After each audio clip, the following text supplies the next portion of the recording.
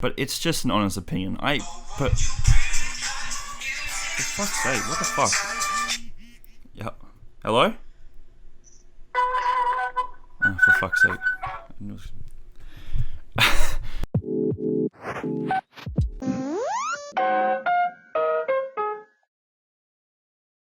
Valve is the worst company in the video game industry. Now that's a pretty big statement, but let me explain. A few years ago, that statement would have gotten you a lot of hate, negativity, bad press, banned off forums, and probably hung. You wouldn't be walking away with a smile, and that's for sure. But nowadays, it just seems agreeable, though some are still reluctant to get off the EA hate bandwagon and join another cause. So why would I say something like this? Because in the recent years, Valve has gone from that company you cannot hate to a company where it's still hard to enjoy them. Yes, they've created outstanding franchises, and yes, they've made a DRM service worth praising, but that's the root of their problem: greed. Greed gets everybody eventually, and when you're earning big profits like Valve is, it's hard to not concentrate on the cash flow and the fan base. Oftentimes it's said, in order for the cash flow to continue going, you need to still put your fans first. That's true, but it goes without question that gamers are the fucking worst! You can shit on their parade, but they'll still pay for whatever the fuck you're serving. Boycotting and using other platforms has never ruined potential profits, and that's evident from EA when they totally switched to Origin, and even when they tried boycotting Left 4 Dead 2 that one time. Troubles go back to 2009 when Valve introduced cosmetic items and new weapons into Team Fortress 2 Sniper vs Spy update. Nobody thought anything of it, in fact it was welcomed, but Valve introduced the McMaNGOS crate and store after that, and when purchased you could unlock some really cool weapons and cool hats. Eventually this grew into the creation of the McMaNGOS store, which I already just mentioned. If you were too impatient to wait for the drops or just didn't want to purchase keys, you could directly do that from the McMaNGOS store.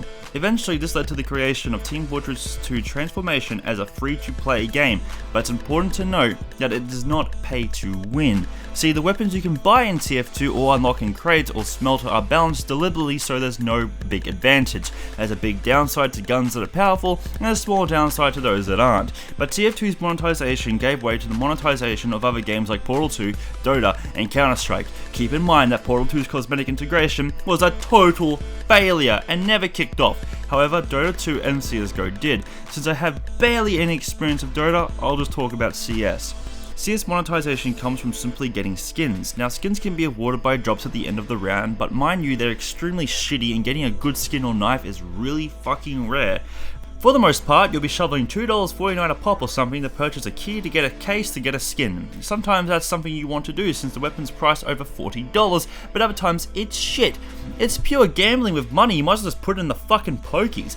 It's important to note however that CS contains no McMaNGOS store equivalent. Instead, if you want to jump the queue, you have to go to the Steam marketplace to purchase a skin or knife. But Valve still makes sure that they get money from this. See, when you sell an item, you get your revenue split between you, Valve, the item maker, assuming it's community created, and the developer. In this case, it's just Valve. While it doesn't seem like Valve is getting a lot, you're forgetting that Steam transactions happen constantly. You also need to remember that Valve will still get their money back. You cannot turn Steam wallet money into hard cash. There are ways to do it, but it goes against Valve's policy, so when you spend it next, Valve will still get a cut of the money, assuming you don't purchase a Valve game. That allows Valve to do a few things, and that is to simply lounge back and watch Steam print money. Literally. Valve could very well release a press statement tomorrow and say that they're never making a single game again, and it would not harm anything but maybe their employees. Valve could simply retire and still make a shitload of cash, because no matter what game you buy from the store, as long as it's not from Ubisoft or EA of course, you're required to have Steam. Even if you buy the DVD-ROM from EB Games or GameStop or wherever the fuck you come from, you'll eventually buy something on Steam or sell something or whatever. Valve never loses a cent, they only gain. Most of the content updates now for Valve games are all user content created shit. Maps, skins, items, you name it. All an employee has to do is integrate it into the game and done. That's it. Update done, release it out as a patch. Unfortunately, nothing can be done about this. You won't go to another service, I'll continue using Steam, we'll continue buying shit together, participate in sales, buy trading cards and so on! Because everyone uses Steam, we all use it, but Valve has become the company they never wanted to be.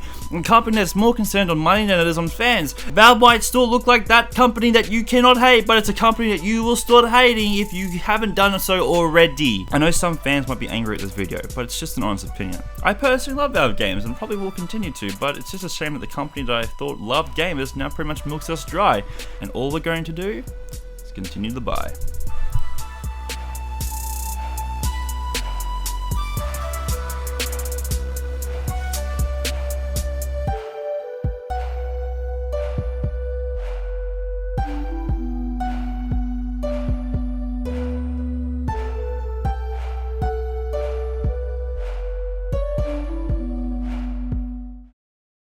Look at me, children! Smile!